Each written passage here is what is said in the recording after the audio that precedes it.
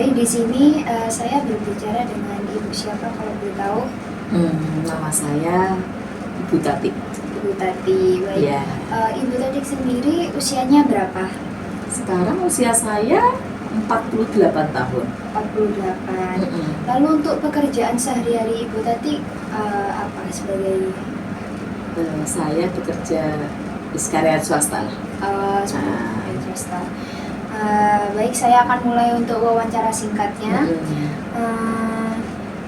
Apa keluhan utama yang Ibu rasakan saat mengalami rasa sakit itu? Keluhannya yang pertama itu adalah nyeri. Terus kemudian ini apa namanya, lututnya itu terasa panas. Kemudian setelah itu karena nyeri, panas, kemudian pusing. Pusing, lama kelamaan saya cek itu tekanan darah saya ini jadi naik. Lalu sejak kapan Ibu merasakan keluhan ACL tadi, ACL tersebut? Kayak tentang waktu antara Ibu menyadari rasa sakit tersebut hingga akhirnya membawa ke dokter. Setelah jatuh itu ya, cederanya itu saya tidak langsung ke dokter karena pikiran saya besok pasti sembuh, ini pikiran saya ya. Ternyata setelah 1 bulan kok ketika dipakai jalan sakit, nggak bisa duduk bawah, nggak bisa jongkok, baru saya ke dokter. Seperti itu. Lalu apa yang biasanya memperburuk atau juga memperingan rasa sakit yang Ibu rasakan? Karena lututnya nih sakit, jadi yang memperburuk adalah ketika ini apa namanya? Jalan. Iya. Waktu jalan, kalau jalannya tambah jauh, itu sakitnya minta ampun. Kalau untuk meringankan rasa sakit tersebut biasanya apa yang Ibu lakukan? Waktu itu cuman ini toh sih, tak kompres pakai air dingin. Dan juga ini saya ini dapat salep untuk apa ya waktu itu ya, pokoknya salep saya taruh di ini supaya memperingat apa, ndak nyeri. Itu salep untuk mengurangi rasa nyeri. Baik Ibu, saya izin bertanya, bagaimana perasaan Ibu saat Ibu mengalami keluhan tersebut? Apa yang Ibu rasakan? Bagaimana tadi pertanyaannya? Maaf, saya izin mengulangi ya Ibu. Bagaimana perasaan Ibu saat Ibu mengalami keluhan tersebut? Perasaannya pastinya yang pertama itu sedih. Karena kalau dipakai jalan ini sakit. Kan kaki ini tumpuan. Jadi perasaan saya tuh sedih, kemudian saya cemas, saya khawatir. Ya apa ya nanti kalau tidak bisa jalan gitu.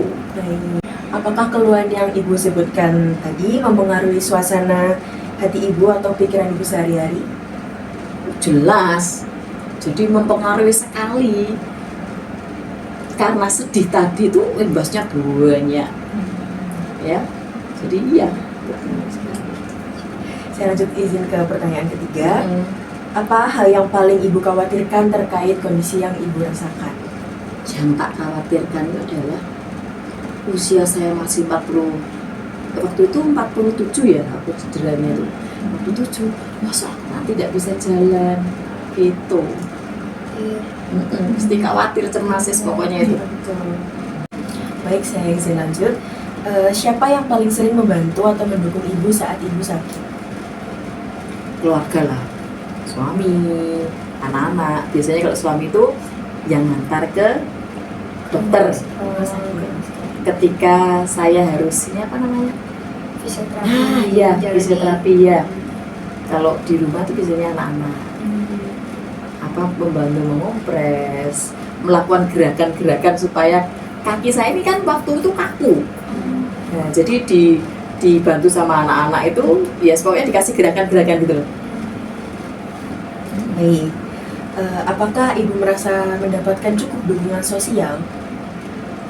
dari keluarga atau maupun lingkungan Oh, fisik kita. iya. Seperti itu. Iya, mendapat dukungan sosial sekali, betul. Pasti ya.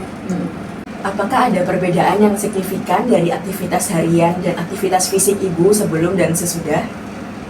Ya, jadi ketika sakit itu rasanya apa ya, pekerjaan ini apa ya, ada hambatannya gitu, terlambat gitu ya. Jadi misalnya saya harus kerjakan 1 jam, itu bisa 2 jam baru selesai. Tetapi setelah sembuh, setelah normal kembali, jadi rasanya itu saya bisa mengatur waktu saya. Jadi misalnya butuh waktu 1 jam, saya bisa mengerjakan tambah sebelum 1 jam itu saya sudah bisa selesaikan yang apa yang saya harus kerjakan. Gitu. Pastinya lebih senang ya Ibu. Iya, betul. Sudah sembuh, kembali bergairah untuk melakukan pekerjaan sehari-hari. Baik, setelah kami berbincang dan juga mendengar sedikit cerita dari Ibu, izinkan kami memberi sedikit saran dari kami sebagai mahasiswa fisioterapi. Jadi pastinya banyak pasien yang mengalami sakit ACL seperti Ibu. Nah, tapi yang penting sekarang Ibu itu sudah merasa lebih sehat, lebih positif lagi, lebih percaya diri dan juga lebih bebas untuk melakukan aktivitas sehari-hari. Nah, walaupun proses penyembuhan itu bukan cuma soal fisik, tetapi juga tentang psikisnya kita, tentang psikologinya kita, tentang bagaimana kita menerima kondisi tersebut dan juga tetap semangat, betul kan Ibu? Iya, betul. Nah, lalu mungkin dari saran dari kami, Ibu itu bisa terus menjaga mood Ibu, menjaga suasana hati, perasaan Ibu, lalu melakukan hal-hal yang Ibu suka, seperti mungkin Ibu suka memasak, menyanyi, itu nggak apa-apa, lakuin aja, mungkin karaoke. Nah, seperti itu. Lalu kumpul dengan keluarga, kumpul dengan teman-teman yang Ibu sayangi, karena pikiran yang tenang itu pastinya akan mempengaruhi bukan cuma soal psikis tapi juga kondisi fisiknya Ibu. Seperti itu. Setuju. Iya. Nah, kami berdua terima kasih banyak karena Ibu telah menjadi narasumber kami. Selebihnya kami mohon maaf jika ada salah kata. Terima kasih Ibu. Sama-sama, terima kasih Kak Fatia dan Kak Tania. Baik. Oke.